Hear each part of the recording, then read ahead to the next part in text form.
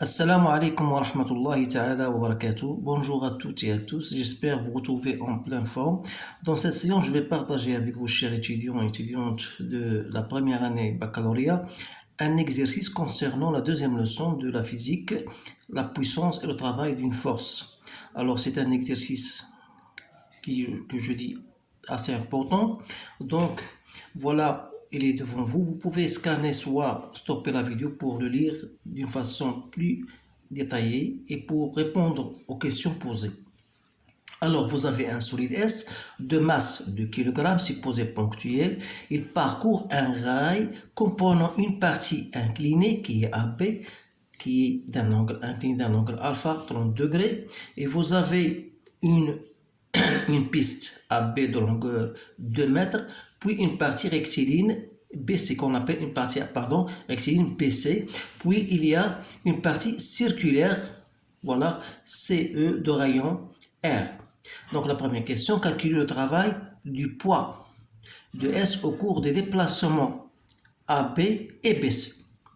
Donnez l'expression du travail du poids, toujours de S, le long du trajet CM.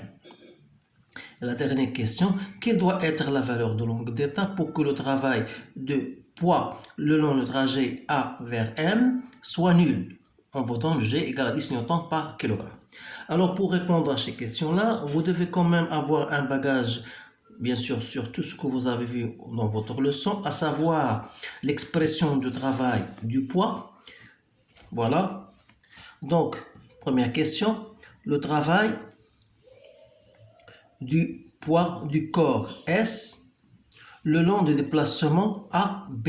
Donc vous savez que le travail d'une force, d'une façon générale du poids, n'est autre que mg et on fait ZA moins ZB. Alors vous savez que ZA est supérieur à ZB puisque ZB égale à 0. Si on prend voilà l'origine de notre repère pour bien comprendre de quoi il s'agit. Voilà, j'ai pris un repère d'axe OZ. Donc ZB égale à 0 et ZA, c'est cette hauteur là que j'appelle H. Alors je dis que ZB égale à 0, donc il me reste mg, ZA n'est autre que H. Alors pour calculer H, il suffit d'utiliser la relation de sinus de alpha égale à H sur R. Donc H c'est R sinus de alpha. Et par suite le travail c'est mg, H c'est R sinus de alpha. Donc voilà le travail du poids le long du trajet A B. Donc il vous suffit de faire votre application numérique 2 kg fois 10 C2 fois R C2 fois sinus de alpha égale à 0,5. Donc vous allez trouver 20 joules. Deuxièmement, le travail, cette fois-ci, du poids le long du trajet BC. Toujours le travail du poids. Si j'applique ma relation toujours ZB moins ZC, vous savez bien sûr que ZB et ZC se trouvent au même niveau, donc c'est égal à 0. Ou bien il y a une autre façon de le faire parce que le travail du P du poids le long trajet BC n'est autre que le produit scalaire B fois BC. Comme B et BC sont perpendiculaires, alors leur produit scalaire est nul. Alors voilà, deuxième méthode. Donc le travail du poids le long du trajet BC égale à 0. Donc deuxième question. Donnez l'expression du travail du poids le long du trajet CM. Alors là, toujours la même relation, le travail du poids le long du trajet CM. J'écris mg et j'ai dit ZC moins ZM. Donc il faut calculer cette ZC moins ZM. Donc je vais choisir un autre repère dans lequel je travaille. Donc voilà l'axe Z. Donc remarque bien sûr que ZC égale à 0. Il me reste le calcul de ZM. Alors ZM, voilà, je fais la projection, voilà ZM. Donc cette partie-là que je cherche, donc Zm, n'est autre que cette distance-là, moins cette distance-là. Il faut bien raisonner parce que ça, c'est très intéressant. Donc, je répète, Zm, c'est cette distance-là qui n'est autre que la distance R, moins cette partie-là que vous savez, si je l'appelle X par exemple. Donc, voilà, je dis, voilà, il y a Mg, il me reste Zm avec un signe moins. Donc, Zm, c'est quoi? C'est R, voilà, moins X. Voilà, R moins X.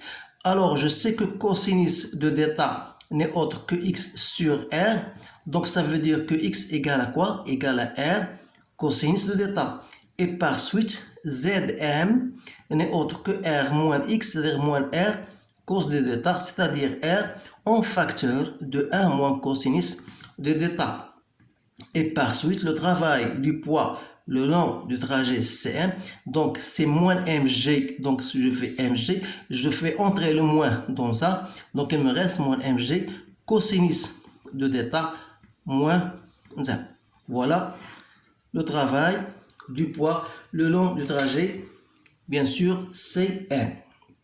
Maintenant, la dernière question, on vous dit quelle doit être la valeur de θ pour que le travail de A, le travail du poids le long du trajet AM soit nul.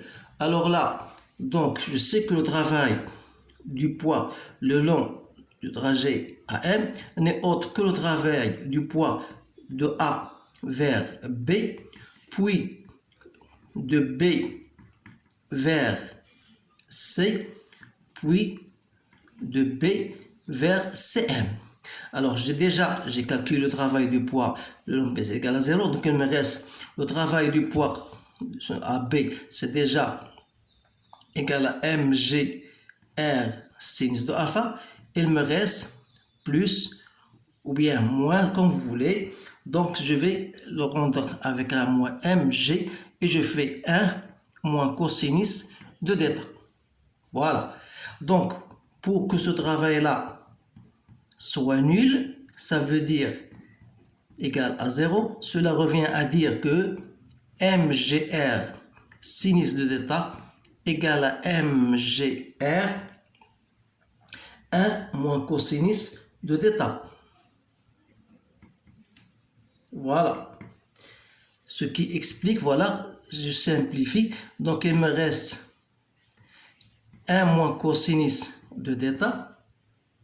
Donc, égal à quoi? 1 moins cosinus de θ égale, j'ai oublié d'abord ici une autre chose, voilà, le travail de poids le long du trajet AB. Donc, c'est ici H c'est quoi? Il y a une erreur.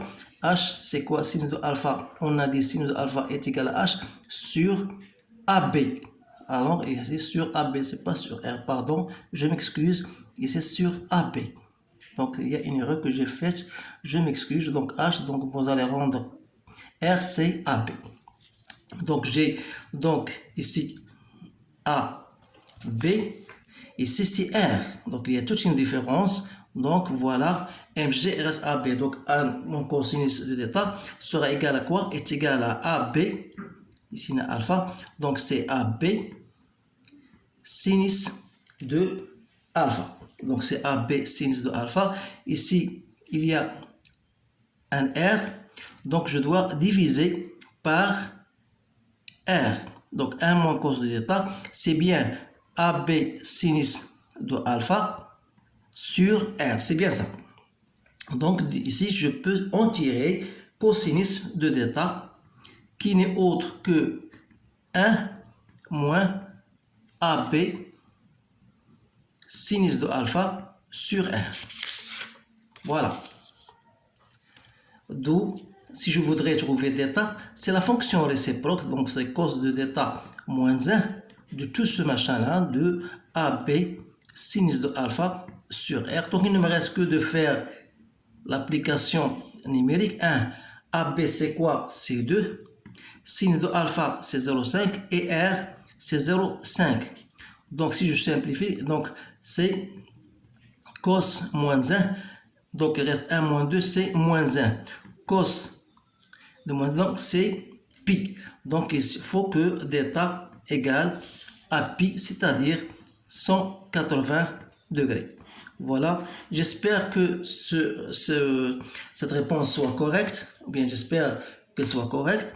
Donc, essayez de répéter cet exercice-là. Je m'excuse pour la deuxième fois pour cette erreur parce que h ici, donc a sin de alpha est égal à h sur AB, donc voilà, c'est pas R ici, c'est AB, donc je me dois remplacer h par AB sin de alpha, donc on a mg AB sinus de alpha pour qu'il n'y ait pas d'erreur dans la troisième question. Alors, je vous remercie de votre attention et je vous souhaite une bonne chance et je vous dis à bientôt.